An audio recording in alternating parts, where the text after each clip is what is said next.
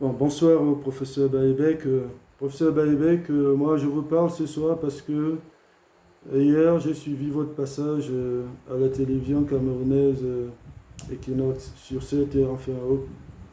dans cette émission intitulée La vérité en face, je pense, que ce soit le nom de l'émission.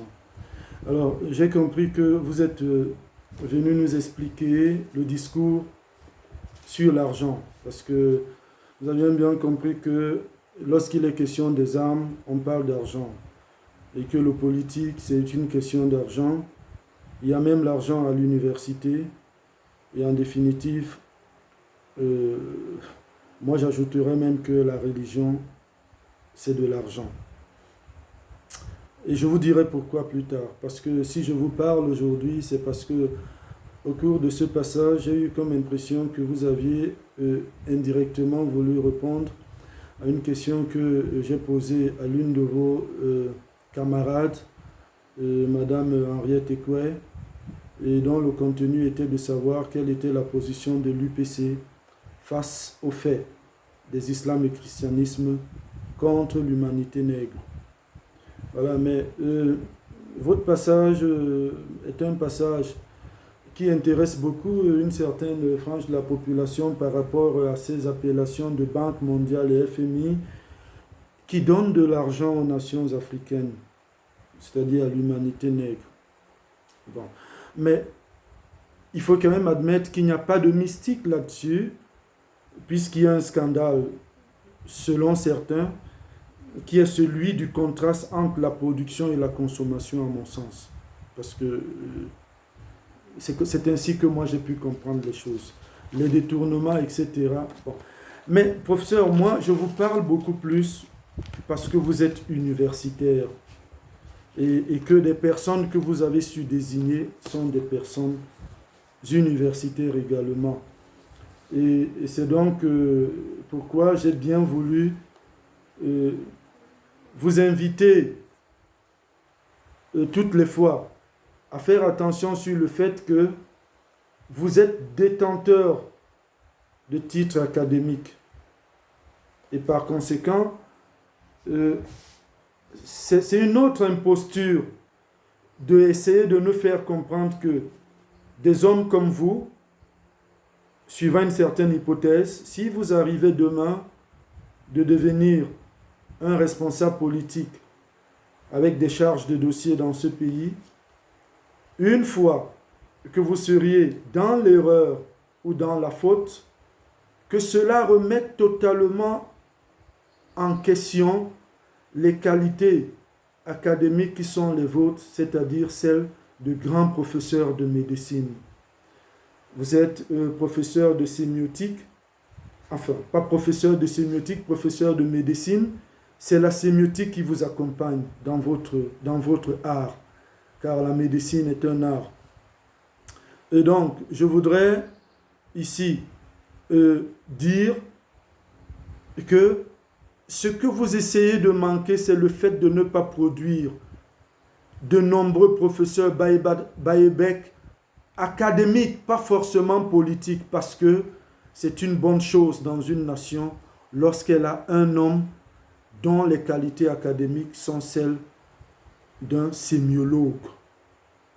Alors, la posture politique est tout autre. C'était juste une parenthèse. C'était une parenthèse parce que faites d'abord on attend de vous, c'est de faire d'abord triompher les valeurs enseignées dans les universités.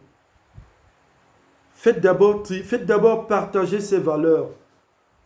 Parce que, à mon sens, je pense qu'elles sont très peu partagées, les valeurs transmises dans les universités.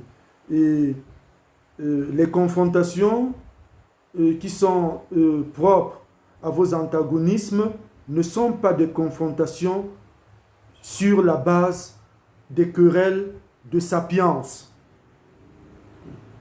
C'est sur la base des querelles de l'action politique. Or, l'action politique est extrêmement elle n'est pas toujours rationnelle. elle n'est pas toujours mesurée. Elle est bien souvent circonstancielle. C'est la raison pour laquelle elle fait beaucoup plus l'objet de fautes. Mais moi, je voudrais vous parler d'une chose, professeur Baïbek, c'est la décadence de l'humanité nègre. Et donc, je pense que la réponse que vous avez semblé donner à la question qui a été posée à l'UPC sur sa position face au christianisme et l'islam, je dois bien imaginer que cette réponse, elle se trouve dans les qualités que vous aviez essayé d'ébaucher, conformément aux principes qui ont guidé l'action de Ruben Umniobe. Mais Ruben Umniobe n'est seulement pas enseigné au Cameroun. Moi, j'ai appris Ruben Umniobe dans une salle d'université à Niamey, au Niger. Le professeur Maïga, qui m'enseignait l'histoire sociopolitique de l'Afrique, nous avait dit une chose. C'est que c'est lors du congrès de Bamako qu'on avait décidé de perdre Umniobe. Parce qu'à la différence de ses pairs, de ses semblables, lui, il avait apporté une idée qui n'était pas à l'ordre du jour de leur agenda. L'indépendance. Donc, il va de soi que depuis 1956, tout le monde savait déjà qu'il était perdu.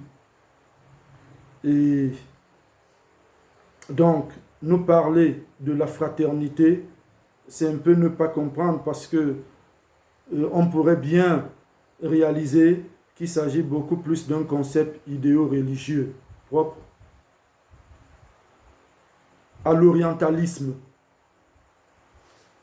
Voilà. Alors, la comparaison et le fait religieux, il est dominant.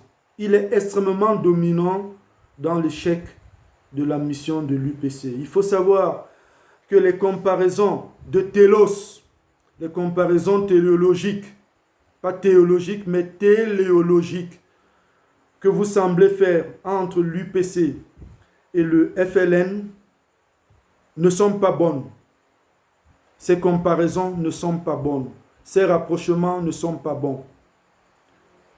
Le FLN, le Front de Libération Nationale des Algériens, avait un paradigme extrêmement différent et pratique, considéré, défendu face au paradigme occidental chrétien.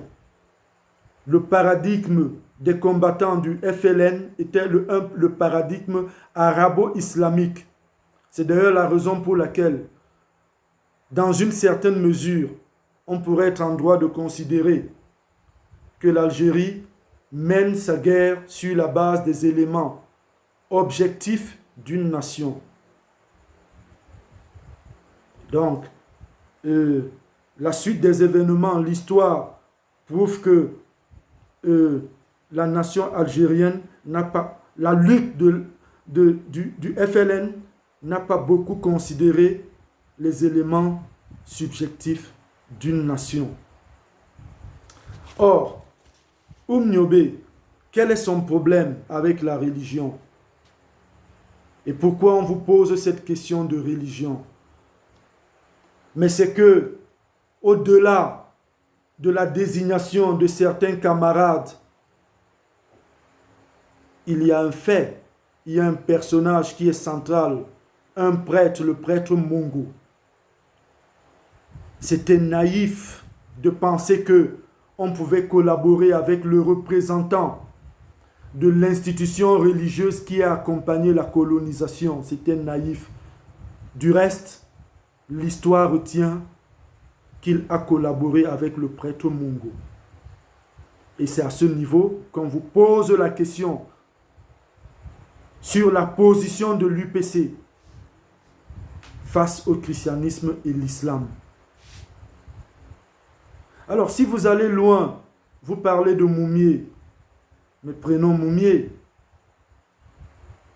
On espère qu'un jour, les archives de l'État guinéen sortiront sur la base d'une certaine rumeur, suivant laquelle le docteur Moumié avait des relations avec l'évêché de Conakry.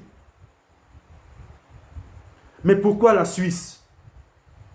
En effet, pourquoi la Suisse? Mais vous, professeur Baïbek, vous n'avez souvent pas oublié de mentionner que vous avez été spécialisé en Suisse. Mais c'est quoi la Suisse?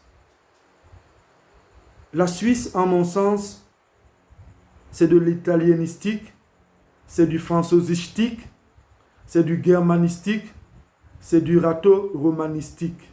C'est ça, la Suisse. Or, ces quatre éléments, ce sont ces quatre éléments qui sont confédérés. Et ces quatre éléments sont confédérés sous une bannière de quoi? La Suisse est chrétienne. Alors, vous avez évoqué deux exemples, professeur. L'affaire Dreyfus. Mais l'affaire Dreyfus est une affaire de religion. Les personnages sont des personnages hautement colorés de religion. Le capitaine Dreyfus porte la figure du juif. Les autres portent des figures de maçons et de catholiques. Mais qui est l'ennemi? L'ennemi, c'est l'Allemagne. Mais lorsque vous expliquez cette affaire, professeur, expliquez à l'humanité nègre qu'il s'agit d'une affaire d'intelligence, une affaire de partage, de savoir-faire,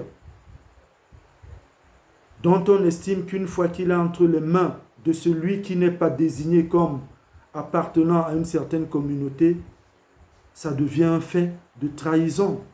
On ne partage pas, comme je l'ai entendu en Europe. On ne partage pas, on ne donne pas le savoir à l'adversaire. Le Watergate que vous évoquez, mais c'est une affaire d'intelligence. Vous-même, vous l'avez dit, les personnages, les cambrioleurs, mais ce sont des grosses têtes d'informatique, ce sont des grosses têtes de renseignement, ce sont des grosses têtes de police. Ce sont des questions de savoir, ce sont des confrontations de savoir. Des confrontations de savoir avec des sous-questionnements de religion. Alors, mais la mission du docteur Moumi en Suisse, lorsqu'on sait ce que la Suisse a été, du moins au cours de cette période, entre les années 30 et les années 45, la Suisse est bien souvent désignée comme étant le banquier des actions nazies allemandes. Mais tout le monde le sait. Ça se dit, ça s'enseigne. Et qu'est-ce qu'il allait faire en Suisse s'il fallait acheter des armes? Dans le bloc soviétique, dans le camp des communistes, on veut nous laisser croire que les soviétiques, les communistes, donnaient la mission aux combattants de l'humanité nègre de collectionner des fonds en Europe de l'Ouest et les transférer en Europe de l'Est, et ensuite avoir comme gain des armes. Mais qui a été aussi naïf de penser que une telle opération, qu'un nègre pouvait faire une telle opération au sein d'une nation chrétienne pendant qu'il luttait contre des valeurs, contre une institution chrétienne qui a été établie par la colonisation et en mission pour détruire toutes les valeurs de l'humanité nègre. C'était naïf. C'était assez naïf. Donc, la religion est toujours là. L'UPC doit se prononcer sur la religion, sur l'islam et le christianisme. Parce que la suite, c'est cela. La suite, c'est Wandje.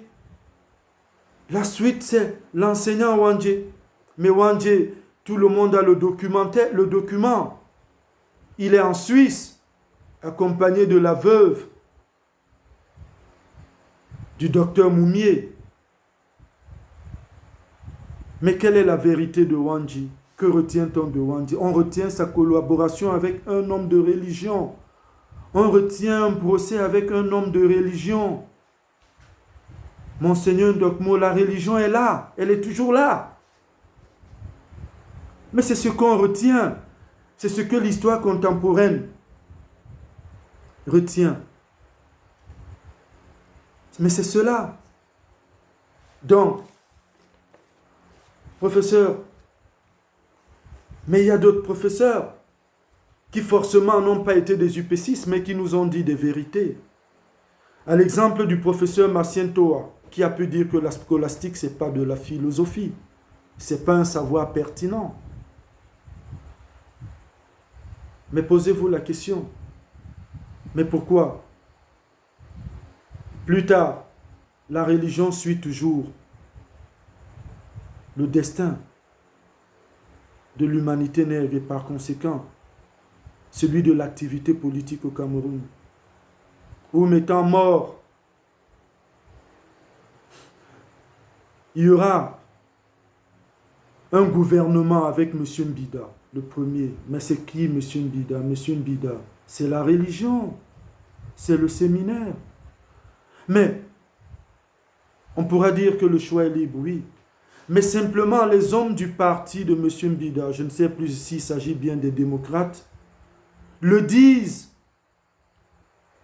Ils nous transmettent une histoire qui est déterminante pour la compréhension du jeu de la religion dans la situation politique au Cameroun. Ils disent, le Premier ministre Mbida, ayant senti que son gouvernement devenait fragile, va dépêcher une délégation de ces hommes politiques au Vatican. La délégation, une fois à l'intérieur du Vatican, sera priée, ne sera pas reçue, sera priée de rentrer immédiatement au Cameroun pour urgence. Mais pour moi, pour celui qui a été au Vatican, qui connaît les lieux, j'ai été 3 fois au Vatican, c'est un lieu où il faut aller pour le voir, pour la culture, pour être sûr que les faits sont, enfin, qu'il existe. Mais celui qui connaît les pratiques du Vatican devrait comprendre. Surtout que ces émissaires du Premier ministre Mbida vont conclure en disant qu'une fois ayant mis pied sur le sol camerounais le lendemain, c'est là à l'aéroport qu'ils apprenaient la chute du gouvernement du Premier ministre Mbida. Alors, naturellement, le Premier ministre Mbida sera remplacé par un homme, le Premier ministre Amadou Ahidjo, qui deviendra plus tard le président du Cameroun, le premier président du Cameroun.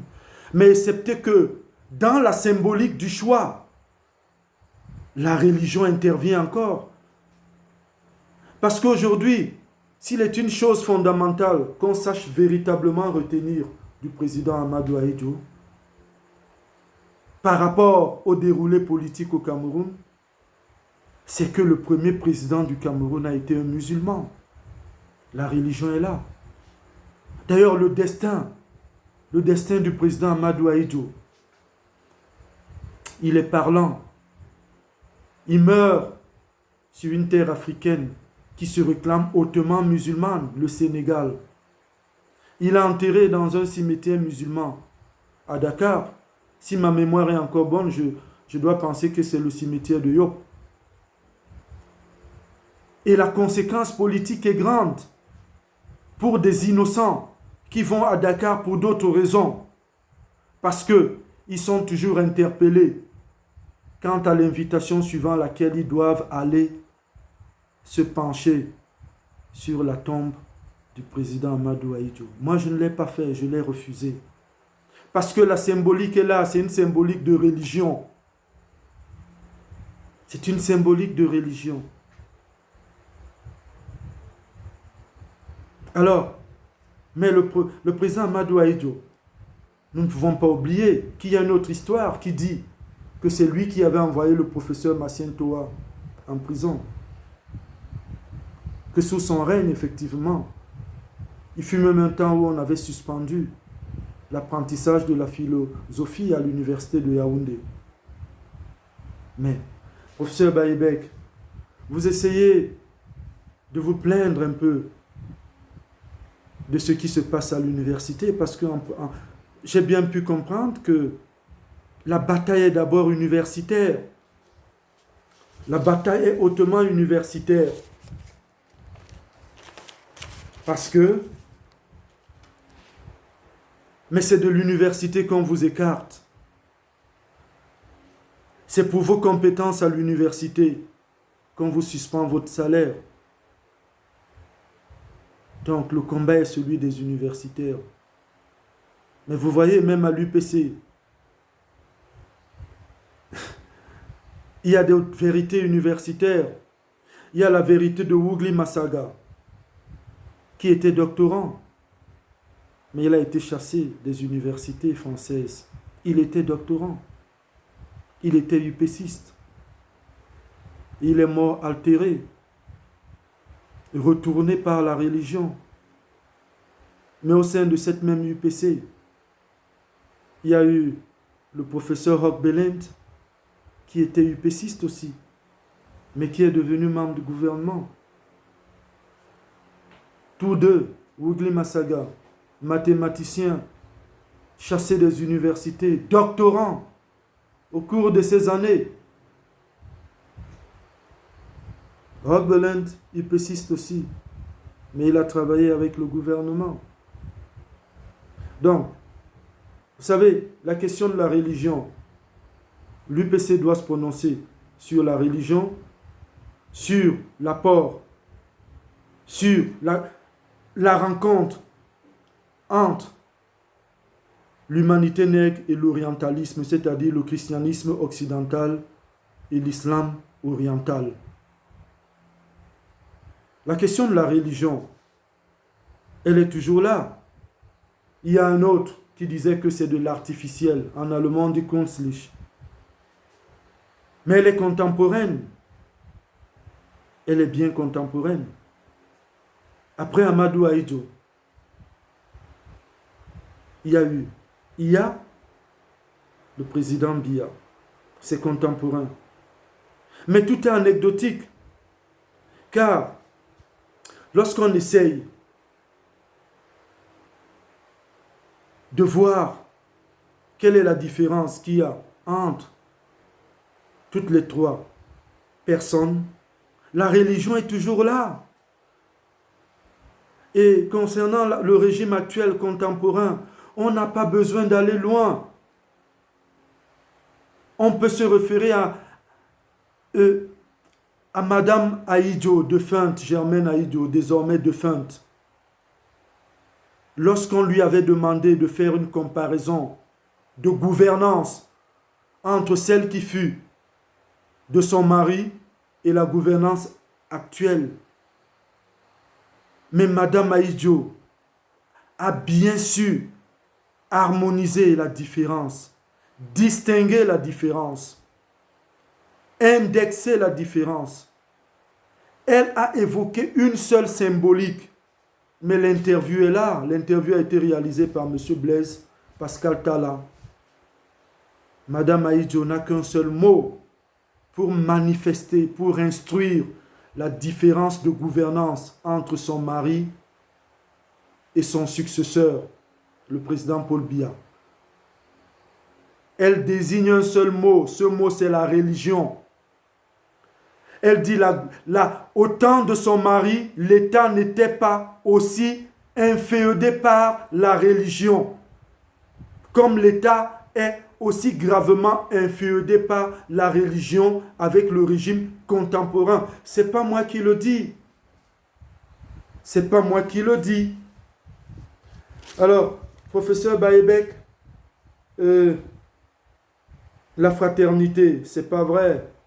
Mais la fraternité, c'est quoi la fraternité? Mais pourquoi ne parlez-vous pas de liberté? Est-ce que ces personnes n'étaient pas dans le combat pour la liberté? Est-ce qu'on nous dira aujourd'hui que Ruben Umnyobe n'était pas dans le combat pour la liberté? Est-ce qu'on nous dira que le FLN, bien qu'il ait atteint son télos, n'était pas dans le combat pour la liberté? Et pourquoi cette liberté? Est-ce qu'on nous dira que la lutte, le combat de Patrice Lumumba n'était pas un combat pour la liberté?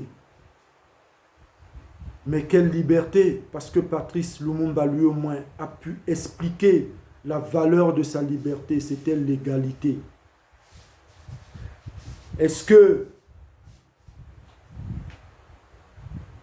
le fait pour l'humanité nègre, de s'être encombré des paradigmes orientaux par le christianisme occidental et l'islam oriental sont des approches, est-ce que cela participe de l'acceptation des approches d'égalité qui pourraient le soutenir? Est-ce qu'il s'agit véritablement des approches d'égalité?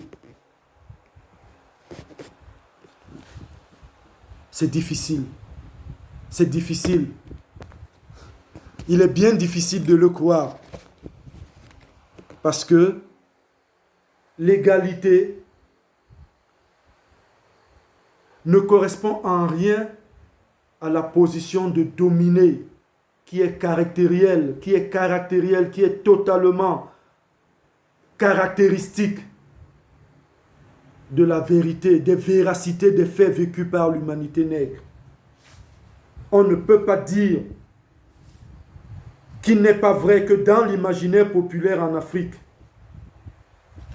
on voit bien souvent l'homme de la civilisation chrétienne, l'homme occidental, si ce n'est l'homme oriental, comme celui qui n'a d'autre méthode que celle de tuer un homme dit noir, soit-il un dirigeant, lorsque celui-ci essaye d'exprimer sa contradiction.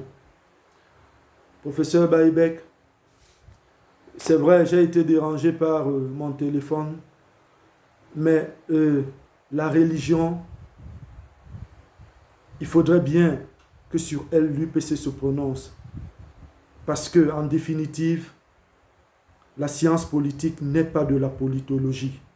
Merci, bonsoir.